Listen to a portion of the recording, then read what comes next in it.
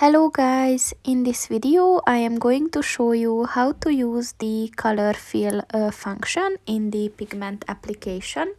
But first I just want to mention, don't forget to subscribe to my channel, because at 10,000 subscribers I am going to show you my whole YouTube revenue statistics and growth strategy, as well as how to make money online. Let's jump into it. First of all, open the application on your phone.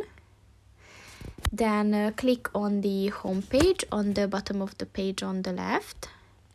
Then just find a suitable pattern to start coloring. And just click on the color button. And here you can choose the color that you want to use. So I will go with this blue one.